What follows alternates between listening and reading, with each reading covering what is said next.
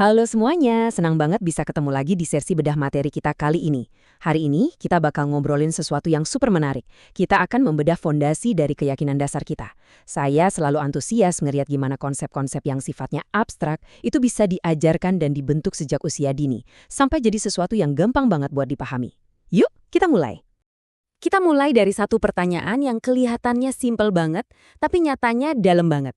Apakah iman itu? Ini bukan sekadar pertanyaan filosofis biasa loh. Secara historis, ini adalah pertanyaan persis yang pernah ditanyain langsung oleh seorang sahabat kepada Nabi Muhammad.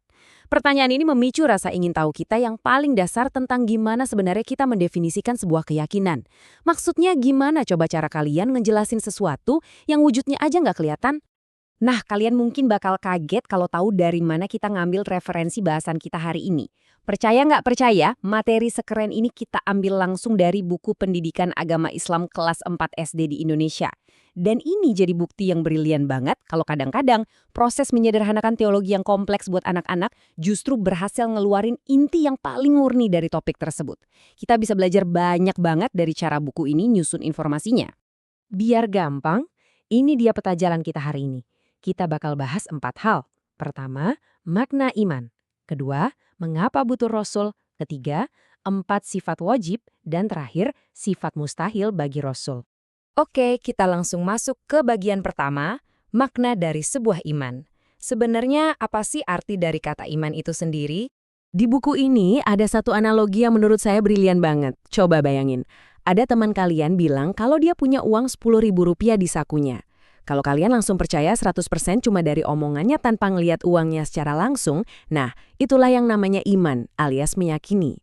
Tapi beda cerita, kalau kalian udah ngeliat uang itu di sakunya dari awal, terus dia baru ngomong, itu sih bukan iman lagi namanya. Itu mah namanya tahu. Analogi simpel ini bener-bener elegan banget buat ngebedain antara sekedar tahu fakta secara visual dan punya keimanan yang sejati. Jadi, kalau kita tarik analogi tadi ke definisi intinya, iman kepada Rasul itu berarti kita meyakini sepenuh hati kalau Tuhan emang secara khusus ngutus Rasul-Rasulnya buat jadi role model atau teladan nyata buat perilaku kita semua. Meskipun ya kita nggak pernah ngelihat mereka secara langsung.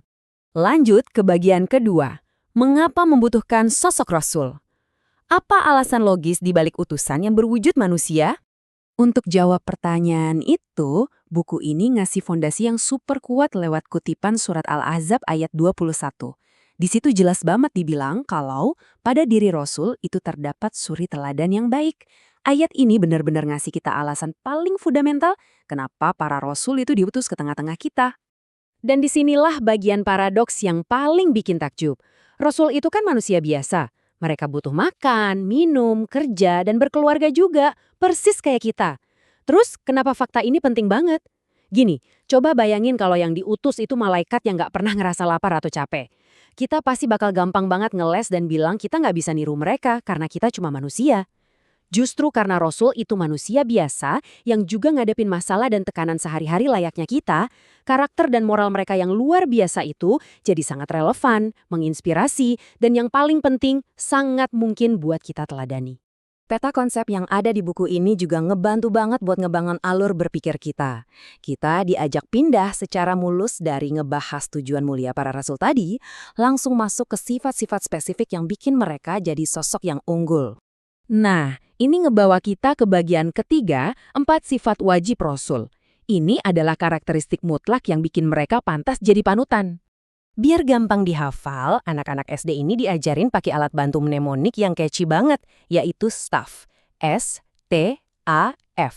Sidik, Tablik, Amanah, dan Fatonah. Akronim ini cerdas banget kan? Bikin 4 sifat wajib ini langsung nempel di kepala dan gak gampang lupa. Yuk kita bedah satu-satu. Pertama ada sidik, yang artinya berkata dan bertindak dengan benar. Singkatnya, Rasul itu nggak pernah bohong. Harus ada keselarasan 100% tanpa kompromi antara kata-kata yang diucapin sama integritas tindakan yang dilakuin sehari-hari. Benar-benar walk the talk. Kedua, tablik. Sifat ini fokus pada keharusan buat nyampaiin semua wahyu ke umatnya tanpa ada satupun yang disembunyiin atau ditutup-tutupin. Ini tuh level transparansi dan keterbukaan yang benar-benar mutlak dari seorang penyampai pesan sejati. Yang ketiga, amanah. Artinya sepenuhnya bisa dipercaya.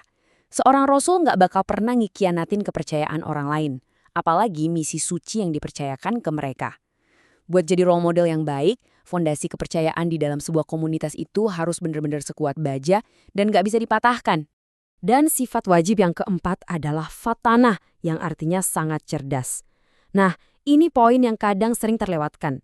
Ternyata, jujur dan punya moral yang baik aja, itu nggak cukup loh. Semuanya harus dipasangkan sama kecerdasan dan intelektualitas yang tajam. Para rasul butuh kecerdasan yang luar biasa buat memahami instruksi ilahi yang kompleks dan mengeksekusinya dengan sangat akurat di tengah masyarakat. Sekarang kita masuk ke bagian terakhir, bagian keempat. Sifat mustahil bagi rasul. Alias sifat-sifat yang dilarang keras ada pada diri seorang rasul. Kadang-kadang, kita baru benar-benar paham sebuah konsep kalau kita ngelihat sisi kebalikannya. Tabel perbandingan ini ngejelasin itu dengan sangat gamblang. Buku ini ngejajarin sifat wajib dan mustahil secara langsung berhadapan.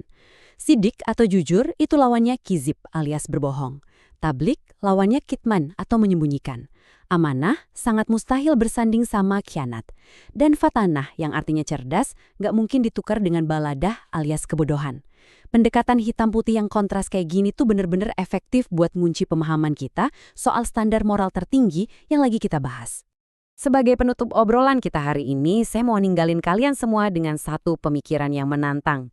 Kita udah sama-sama lihat kalau Rasul itu manusia biasa yang berhasil mewujudkan sifat-sifat staf tadi.